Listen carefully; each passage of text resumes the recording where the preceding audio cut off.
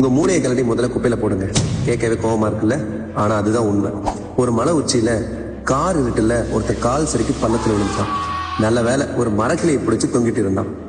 உயிர் பயத்துல குருவே என்னை காப்பாத்துங்கன்னு கத்துறான். மேல இருந்த அந்த குருவோட குரல் கேட்டுச்சு. மகனே, நான் சொல்றது அப்படியே செய்வியா அப்படின்னு கேட்டாரு. இவனும் கண்டிப்பா செய்யறேன்னு சொன்னான். உடனே குரு சொன்னாரு, அப்ப அந்த மரக்கிளையை கைவிடு அப்படின்னு. இவனுக்கு செம்ம சாக். என்னது கையை விடவா?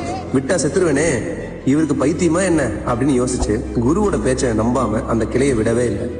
விடியற வரைக்கும் கஷ்டப்பட்டு தொங்கிட்டே இருந்தான். சூரியன் உதிச்சதுக்கு அப்புறம் தான் கீழே குனிஞ்சு பார்த்தான். அவன் தரையில இருந்து வெறும் 2 அடி உயரத்துல தான் இவ்வளவு நேரமா தொங்கிட்டு இருந்திருக்கான். அப்பவே குரு பேச்சை கேட்டு கையை விட்டு இருந்தா நிம்மதியா தூங்கி இருக்கலாம். குரு மேல நம்பிக்கை இல்லாம ராத்திரி முழுக்க நரக வேதனை அனுபவிச்சிருக்கான். இதுல இருந்து என்ன தெரியுதுன்னா, உங்க கண்ணுக்கு தெரியாத ஆபத்து உங்க குருவுக்கு நல்லாவே தெரியும். உங்க அறிவு வேலை செய்யாத இடத்துலதான் குருவோட அருள் வேலை செய்ய ஆரம்பிக்கும். சோ குருவை நம்பினா கேள்வி கேட்காதீங்க. நீங்க உங்க குருவை முழுசா நம்பினா ட்ரஸ்ட்னு கமெண்ட் பண்ணுங்க. இதே மாதிரி உங்க லைஃப்ல ஜெயிக்க வைக்கிற கதைகளுக்கு மறக்காம நம்ம பேஜ் ஃபாலோ பண்ணிக்கோங்க. தேங்க்யூ.